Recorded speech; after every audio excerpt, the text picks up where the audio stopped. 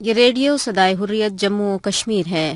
مقبوضہ کشمیر کے بارے میں اہم خبریں سنیے۔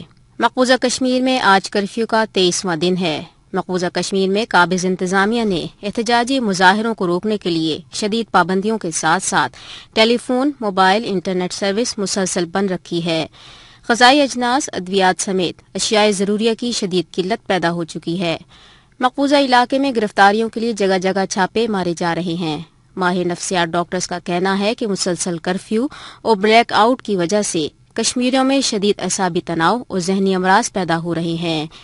وزیر اعظم عمران خان نے کہا ہے کہ تکبر میں نریندر مودی نے تاریخی غلطی کی ہے، اب کشمیر کی آزادی تک جدوجہد جاری رہے گی۔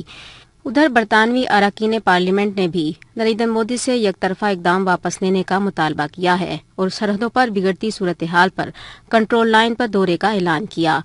نریندر مودی کا جارحانہ فیصلہ بھارت کے گلے بھی پڑنے لگا ہے۔ دیگر بھارتی ریاستوں میں بھی آزادی کی تحریکیں زور پکڑنے لگی ہیں۔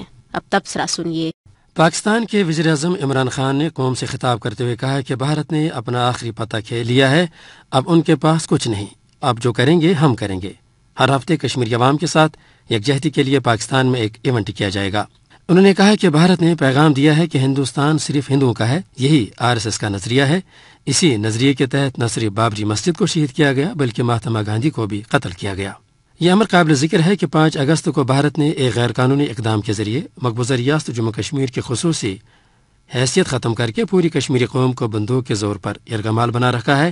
آج مسلسل 3 ہفتے سے مقبوضہ علاقے میں نظام زندگی مفلوج ہے۔ کشمیری عوام کے لیے انسانی حقوق تو دور کی بات ہے، ان سے جینے کا حق بھی آج RSS کے پروردہ وردی پوش گنڈوں نے چھین رکھا ہے۔ مقبوضہ ریاست میں 9 لاکھ قابض درندے مہلک ہتھیاروں کے ساتھ آج نہتے کشمیریوں پر چڑھ دھو چکے ہیں۔ یہاں انسانی بحران شدت اختیار کر چکا ہے۔ 10,000 گرفتاریوں کے بعد جیلیں بھی تنگ پڑ گئی، عارضی عقوبت خانے قائم کیے جا رہے ہیں۔ بھارت اپنے طور پر کشمیری عوام کو یہ باور کرانے کی کوششوں میں لگا ہے کہ وہ اب صرف اسی کے رحم و کرم پر ہے۔ ان حالات میں پاکستانی وزیر اعظم کی امید افزا خطاب سے بلا شبہ کشمیری عوام کو ایک نیا حوصلہ ملا ہے۔ اب بھارتی منصوبہ سازوں کے صفوں میں صف ماتم بچھ چکی ہے۔ پاکستان نے 2 ٹوک اعلان کیا ہے کہ کوئی ملک ساتھ دے یا نہ دے، وہ تنہا اپنے مظلوم کشمیری بھائیوں کے ساتھ کھڑا رہے گا۔ اس سے بلا شبہ نہ صرف کشمیری عوام کے جذبہ آزادی کو ایک نئی مہمیز ملے گی بلکہ وہ پہلے سے بھی زیادہ اپنے مطالبہ آزادی پر چٹان کی طرح ڈٹ جائیں گے۔ تاریخ میں ہمیشہ متکبر لوگ رسوا ہوئے ہیں اور مظلوموں پر ظلم ڈھانے والے عبرت کا نشان بن چکے ہیں۔